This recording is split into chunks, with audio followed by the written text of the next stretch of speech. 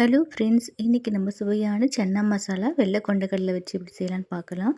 இதுக்கு நான் ஒரு டம்ளர் கொண்டக்கடலையே ஓவர் நைட் ஊற வச்சு காலையில் 5 விசில் விட்டு வேக வச்சுருக்கேன். ஒரு பெரிய வெங்காயம், தக்காளி நான் கட் பண்ணி வச்சுக்கிறேன். வெங்காயத்தை பொடியாகவும் தக்காளியும் நீல ஸ்லைஸ்லேயும் கட் பண்ணியிருக்கேன். இப்போ ஒரு குழிக்கரண்டி எண்ணெய் விட்டு ஒரு ஸ்பூன் சீரகம் போட்டு பொடியாக கட் பண்ண வெங்காயம் சேர்த்து நல்லா வதக்கிக்கலாம்.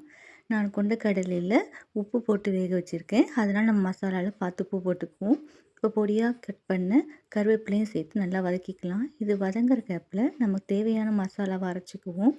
அதுக்கு தேங்காய் ஒரு 1/4 மூடி எடுத்து ஒரு ஸ்பூன் சோம்பு, 2 முந்திரி பருப்பு சேர்த்து நல்லா அரைச்சிட்டு, அது கூடவே 2 கிராம்பு, ஒரு ஏலக்காய், சின்ன துண்டு பட்டை போட்டு அரைச்சி எடுத்துக்குவோம். இப்போ வெங்காயம் நல்லா வதங்கிடுச்சு. இது கூடவே ஸ்லைஸாக கட் பண்ண தக்காளி சேர்த்துக்கலாம்.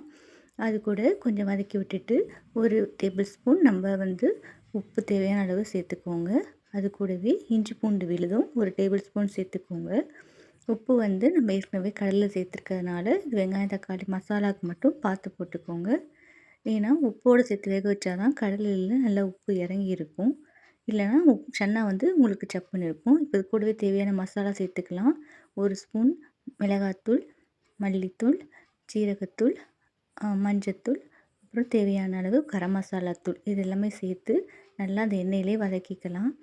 அது எண்ணெயிலே வதங்கினா தான் அந்த மசாலாவோட பச்சை வாசனை நல்லா போகும். வதக்கும் போதே தக்காளி நல்லா நசுக்கி விட்டுக்கோங்க. இப்போ நான் இது கூடவே கடலை வேக வச்ச தண்ணியை ஊற்றிக்கிறேன். தண்ணி நம்ம அதை வேஸ்ட் பண்ண வேணாம், அதில் சத்து வீணாக போயிடும். அதனால் நம்ம இந்த மசாலாவுக்கு தேவையான தண்ணியாக அதை ஊற்றி யூஸ் பண்ணிக்கலாம். இப்போ இது நல்லா மசாலா கொதித்து அந்த பச்சை வாசனை போகட்டும். இந்த எண்ணெயெலாம் பிரிஞ்சு மேலே வரும். அந்த மாதிரி டைமில் நம்ம இந்த வேக வச்சுருக்க சன்னாவை அதில் சேர்த்துக்க வேண்டியது தான். இப்போ பாருங்கள், நல்லா அந்த எண்ணெய் பிரிஞ்சு மேலே வந்துருச்சு. நான் வேக வச்ச சன்னாவை அதோடு சேர்த்துக்கிட்டேன்.